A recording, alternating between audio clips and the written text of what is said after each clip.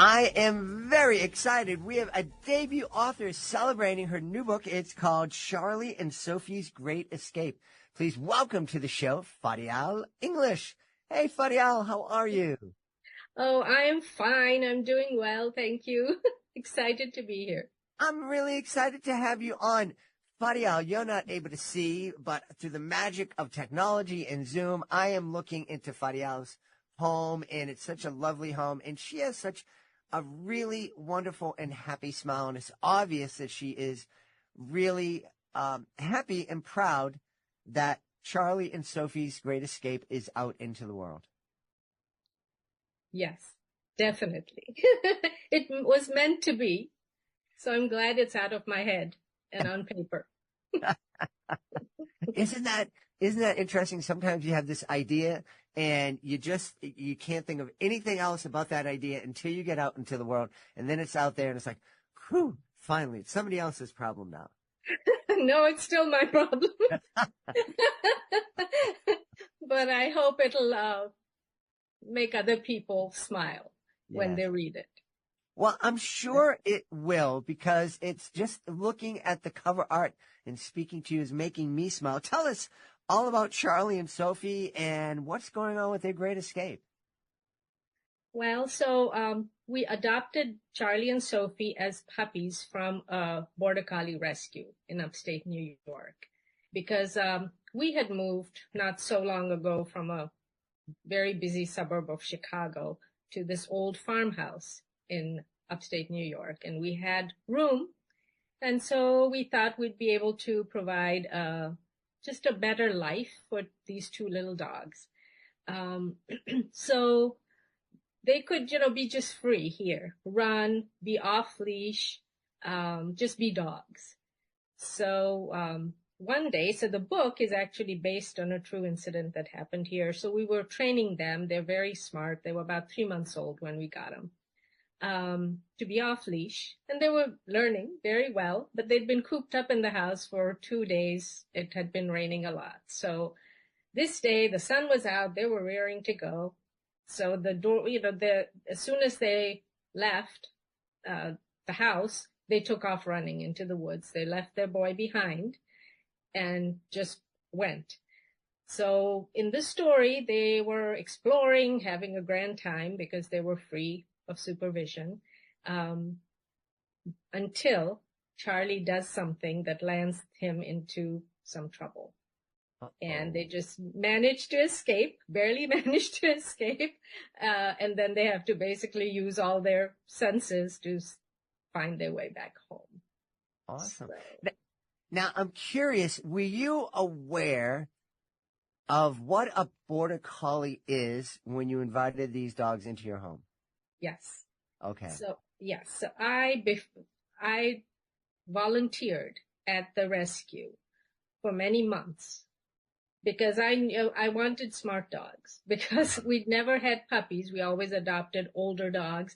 And so this time I really wanted to start from scratch and train them and just, learn with them. So I volunteered at the rescue, learned about the breed, how they, watched how they treated them, how they were training those dogs. And so eventually I heard that two puppies, and they weren't related, but they were similar in age, had come into the rescue. And because I'd been there learning and volunteering, I had first dibs on the puppies. Awesome. And yes, so we were able to bring them home. The reason I ask, and I've shared a little bit of this story in the past, when my daughter was 4, we moved from the inner city of Boston out to one of the neighborhoods. It was still within the city limits, but we're in a very suburban neighborhood, and there's a wildlife sanctuary on the other side of my property, and the neighbors, everybody had dogs. And when my daughter was 4 years old, every night we would take a walk around the neighborhood, and she would say hi to all the dogs that along the way. She knew them all. She knew them all by name. They all knew her, and she was dying to have a puppy. And so for her 4th birthday, we decided that would be her gift. And we went to a shelter, and we're looking at all these dogs, but there was this one border collie, bigger than everybody else, just lasered in on my daughter. And she's like, I don't know which dog to pick. And I said, well, I think that one picked you. Oh. And it certainly had. And so we brought this border collie home, not knowing anything about border collies, and was amazed at its speed, at its endurance, and at its intelligence. It is an incredibly intelligent breed of dog. Yes. And I mean, so one of the border collies, Sophie's actually a mix with a foxhound, and you can tell the difference. So she goes with the nose, whereas Charlie would always watch. He was an expert at looking at body language, seeing what I wanted, what I was thinking, and he was like a 3-year-old boy. Well, I had all sons, so I could just, he was like a little 3-year-old boy. I mean, give him those brain toys, and he could figure it out, and so then I had to put him away and say, let Sophie have her turn. Sophie, tried, but then and meanwhile he's barking. It's like, let me in so I can show her how it's done. So yeah, we had just a whole, just fun with these dogs. But sadly, when he was just 5 years old, he started to get some problems with his eyes because he was a puppy mill dog. And he'd been bought by somebody from a pet store. They lived in an apartment, couldn't handle the puppy, and so gave him to the rescue. Mm-hmm. And we tried, we took him to all kinds of specialists, and they could not diagnose what it was. And within 4 months of the first symptoms, he was so sick, he refused to eat because everything he ate made him feel bad, so he just refused. And so we had to decide to let him go. And that was very hard for me, especially because he was just like, he was my little boy. So every time we take him for walks or training, both of them, I would take pictures, make little videos. And then when I come back, I take notes just to remember, because I knew they wouldn't be puppies forever, so just to remember their antics and just the fun we had. And so I guess to work through that grief of losing him, I decided to start writing just little stories. And this incident was just so, because we have a beaver pond on our property, and every spring the migrating geese will stop there and nest. And the dogs just were fascinated. And so that comes into the story. Because I would call them back, don't go too close or whatever, but maybe they did when they were by themselves. So just the energy, the zest for life, just exploring their immediate world was something I wanted to capture in the story.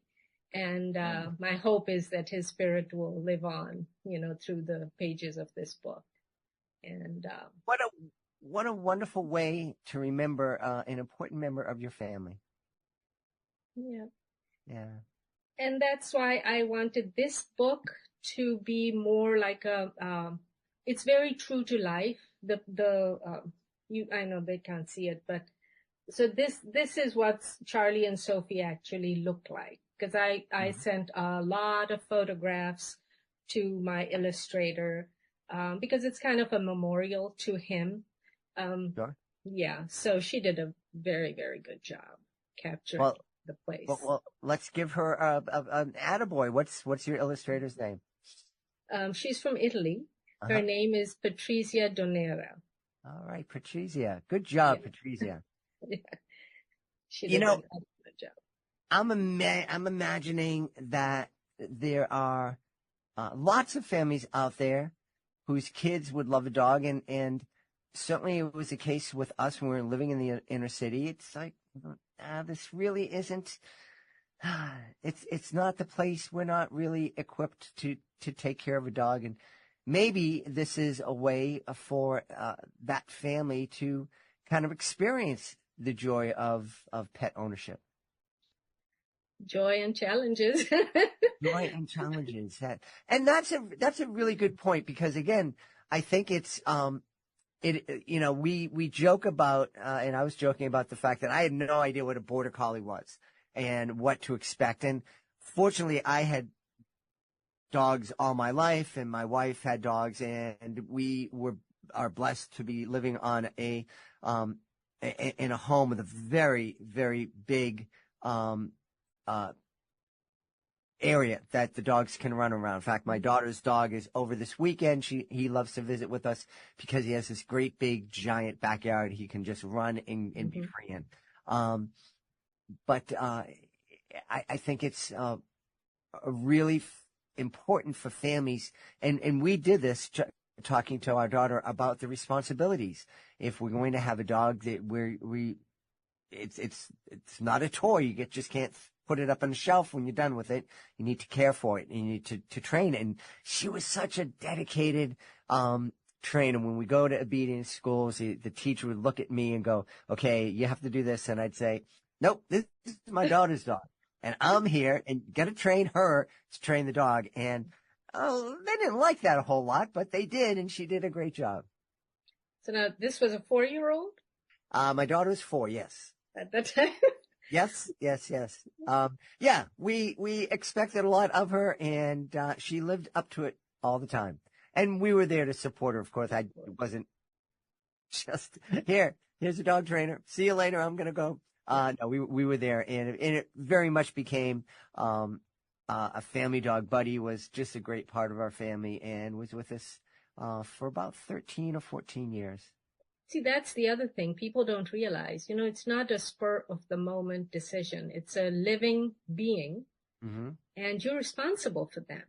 Right. And just realize, they may be with you for 14, 15 years. And that's why I think we also get so attached, because that's a big chunk of time, and our life changes, and we go through all kinds of things, and they're there as part of our life. So when they just don't live that long. Right. So when we lose them, I think we lose that memory, that chunk of our better days, maybe, because we're not getting any younger, So that's, I think that's, and the other thing, because I was thinking, why has it hit me so hard that he died? First of all, he was young. So he had so much still left to experience and to share with us. So that hurt. But then also, I think that we open ourselves up in a very different way to a dog than to another human being. No matter how close we are, I feel that, we still have a private part. But anyway, so I tried to figure that out. Why is that grief so deep with a certain dog? I mean, if you're lucky enough, you may have a dog that you bond with in a very special way. And when that dog goes, then it's difficult. So writing about him has been difficult in that I have to constantly go look through the pictures and the videos, to make my social media posts or whatever. But it has kept him alive, because that memory is now active. Things are happening with his memory. And so that's good, I guess, in a way, when somebody dies, that if you mention him, and we've read about that, right? That you remember them, you talk about them, then that keeps them alive in your life. One of the things we've talked about here on the podcast is that there's so many parents. Thankfully, it seems the trend is going in the opposite direction, thankfully. But for so long, there's so many parents who would bubble wrap or want to bubble wrap their kids so they don't experience any bumps or scrapes or bruises, and they never experience disappointment. And if there's one of those parents who are listening to this, I'm imagining they're sitting there thinking, this poor woman, she's still grieving over this dog. Why in the world would I ever bring a dog into my family? Because, my goodness, the dog could die and my son would be devastated and I'd be devastated. It would be a tragedy to do that. What would you say to that person? tragedy is just part of life, but there was so much joy. Hmm. There was so much love and just excitement and connection, just like when you have a child. I mean, Hmm. people, yeah, maybe some people don't want to um, go through the um, they don't want to experience disappointment or fear, or if something happens to my child, so maybe they decide they don't want children. But people do, and things do happen, and so I would not trade that experience that I had with Charlie. Sophie's still here, um, because it enriched my life, just like Right. having children. Hmm. There are ups and downs, but I would not ever choose not to have my kids, Right. because those were the best living years of my life when I was bringing them up, Yeah. growing with them. Same thing with the dogs. We adopted another dog so Sophie wouldn't be alone. Um, you just go with it, and you focus on all that you received and all that you were able to give. Right. Um, so no, I would do it again in a heartbeat, because I am a better person because of those experiences. I think that's a very important conversation to have with our kids. Mhm. And when you choose to love, you do make yourself vulnerable. And most relationships end with somebody being sad. Yeah. Um, when someone passes or there's a breakup or whatever. But as you said, it's worth the pain, the love that you receive, the joy that you experience with that person. When the relationship ends and you have to say goodbye, it's as much as that pain hurts, it doesn't compare with all the joy and love that they brought into your life. And you learn Hmm. everything, and that's the main message of the story, is that everyone makes mistakes. They ran off without supervision, then they got into trouble, they got lost, and eventually had to kind of find their way home. Um, but if we learn from those mistakes, then they just become stepping stones to our personal growth. Yeah. And that's how life is. You go out and you live, um, and you learn. And based on that learning, then next time, maybe you make a different decision, Hmm. but that's all. I mean, life is short, so Yeah. go live. So you made the decision to become a children's author, and your debut picture book is out here, Charlie and Sophie's Great Escape. Mhm. Um, have you gotten the children's writer's bug? Are you intending to write more books and possibly a series? Yes, because so much has happened here with our dogs that, yeah, I have a whole series of ideas. Encounters with porcupines, and Ah. yes, winter when Sophie went off the reservation and dragged home a dead carcass of an old coyote, Oh my and goodness. yeah, she was so proud. And Charlie didn't go across the road, but boy, did he give me a look. It's like, do you see where she's been? You know what she's dragging over here. So we took that, we threw it away, and to take away.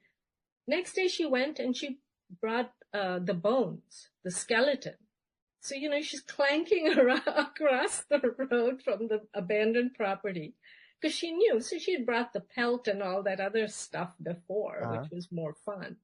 So yeah, so there's just all kinds of adventures that will make their way into the stories, the little series. That's wonderful. Well, we should tell everybody where they can go to find out more about Charlie and Sophie's Great Escape, and be able to know when the next books in the series are available. Well, so right now, this book is officially launching on Monday, the 21st of October. It will be available on Amazon. Um, under, Charlie and Sophie's Great Escape. And it's available in 3 formats. So it's ebook, hardcover, and paperback. I have a website, www.farialsbooks.com. So then there you'll see more photographs of the actual dogs, some blog posts, more information. And I have an Instagram account, Farial English. So yeah, so there's ways to find me. Wonderful. Well, we hope you'll find your way back to reading with your kids to celebrate the future editions or future chapters in the series. In the meantime, we want everybody to check out Charlie and Sophie's Great Escape. It is the debut picture book from our guest, Farial English. Farial, thank you so much for being with us. Thank you very much, Jed. I appreciate your time.